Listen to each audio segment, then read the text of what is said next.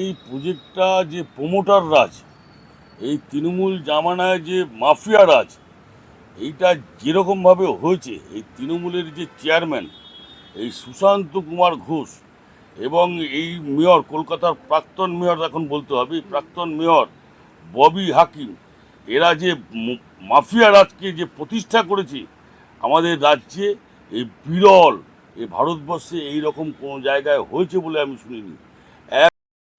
এই মুহূর্তে আমি দাঁড়িয়ে রয়েছি কসবার প্রাইমার্ক প্রজেক্টের কাছে, যেই প্রজেক্টের কার্যকারিতা কলকাতার প্রাক্তন মেয়র ববি হাকিম, তিনি একেবারে ইল্লিগালভাবে এই প্রজেক্ট গড়ে তুলছেন।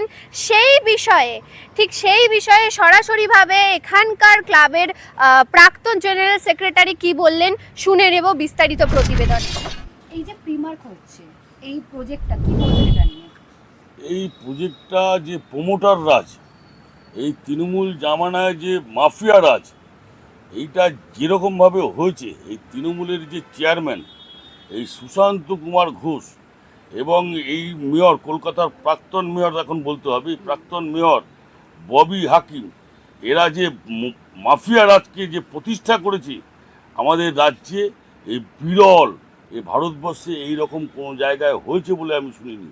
1-1.5 ছেলে দিয়ে সোনা পাপ্পু থেকে আরম্ভ করে এই অঞ্চলের দিনু, অজয়, এরকম শয়ে শয়ে ছেলে এখানে দাঁড়িয়ে থেকে মাফিয়া রাজ করে এই অবৈধভাবে সরকারি জমি এই বেসরকারি প্রমোটার, অসাধু প্রমোটার ব্যবসায়ীদের হাতে এই খেলার মাঠকে তুলে দিচ্ছে, এই প্রমোটারের হাতে তুলে দিয়েছে।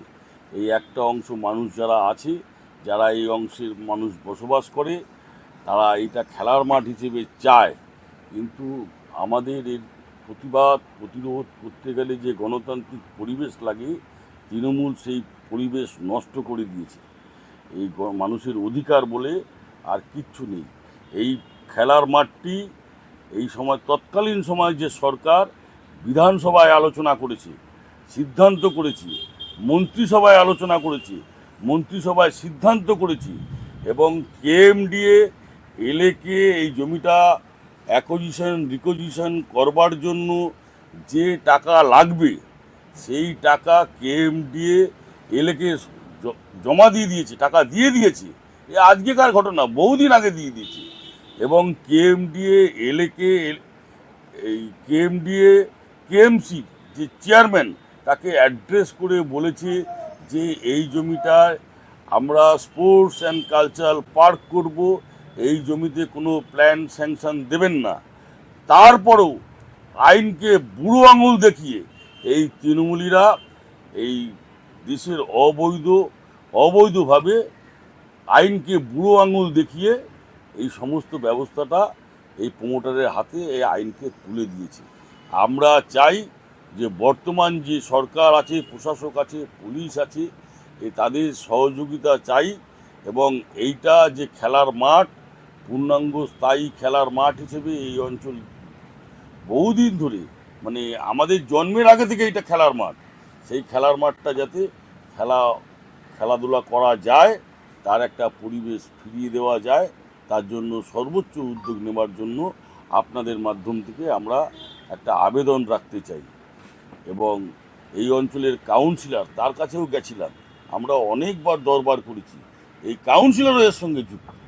এই সরকারি এই অঞ্চলের কাউন্সিলর হচ্ছে লিপিকা মান্না, সেও যুক্ত। এই অঞ্চলের 12 নম্বর বড় কমিটির চেয়ারম্যান সুশান্ত কুমার ঘোষ, এ তো সরাসরি এর সঙ্গে যুক্ত।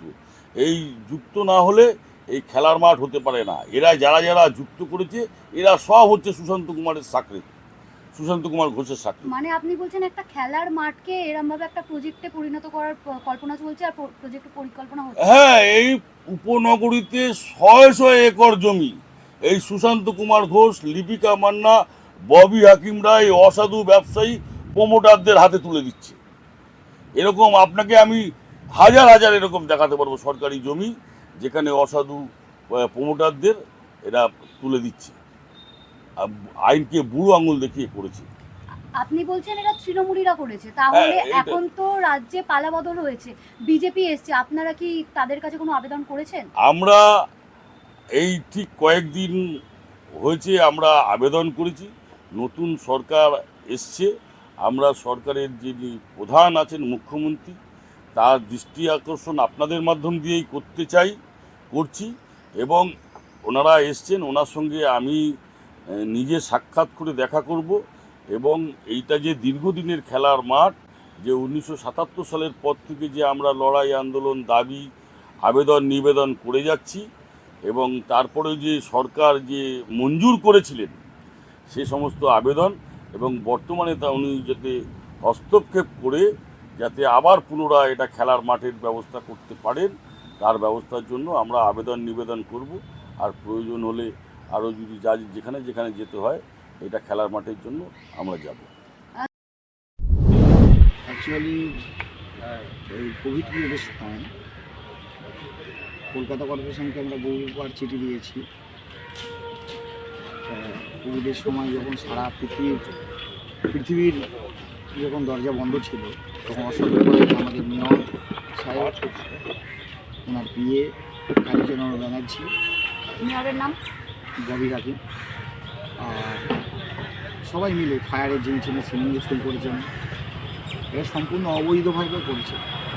গভর্নমেন্টের ল্যান্ড টাকা তুলে নিয়েছে এবং যারা জমির মালিক তারা 91 সালে মারা গেছে, 2004 সালে দলিল রেজিস্ট্রি করে প্ল্যান স্যাংশন করেছে অবৈধভাবে।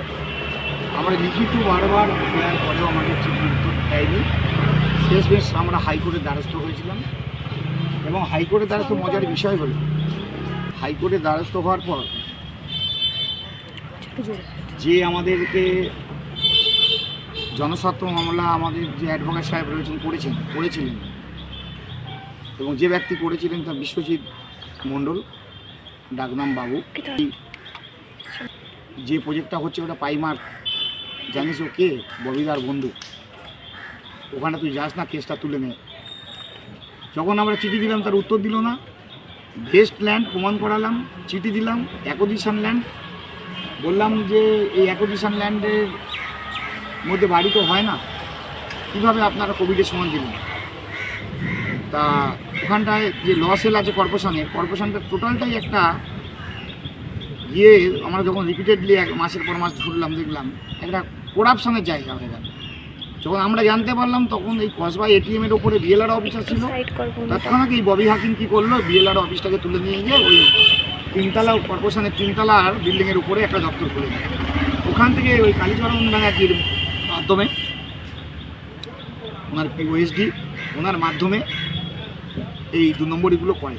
ওয়েটল্যান্ড, পুকুর ভরে কোভিড পিরিয়ড যখন একটা ডকুমেন্টসে সই করা যায় না, কর্পোরেশন বন্ধ, তখন এই সমস্ত অনেকগুলো প্ল্যান দিয়েছে। তার মধ্যে আমাদের কাছে 12-13টা রয়েছে। একটা সব থেকে বড় প্রমাণ সহকারে আরটিআই আকারে আমরা সব তুলেছি।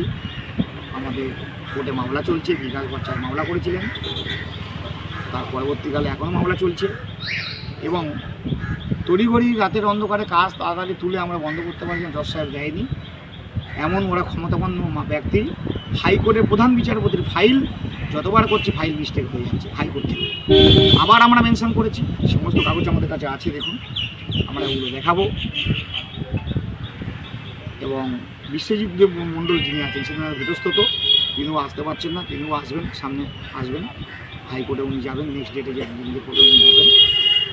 আমরা চাইছি সরকারি জমি যখন টাকা তুলে নিয়েছে গভর্নমেন্টের কাছ থেকে, ভেটস জমি, এই স্কুল হোক, ডেভেলপ হোক, আরও যা আছে গভর্নমেন্টের কলেজ, স্বাস্থ্যকেন্দ্র, এগুলোতে কোনো আপত্তি নেই, কিন্তু একটা ব্যক্তিকে এইরকমভাবে ফেসিলিটি দেওয়া তার বিরুদ্ধেই যাবে। শোনালাম আপনাদের এখানকার প্রাক্তন জেনারেল সেক্রেটারি কি বললেন এই প্রজেক্ট সম্পর্কে, যে এখানকার প্রজেক্টে কে যুক্ত, ববি হাকিম সহ আরও কত তৃণমূলের নেতা, এখানকার কাউন্সিলর সোনা পাপ্পু সহ বহু মানুষ এর সাথে যুক্ত। ক্যামেরা পার্সন অঙ্কিতা সাহের সাথে সানন্দিতার report, day 21 news TV, Kolkata.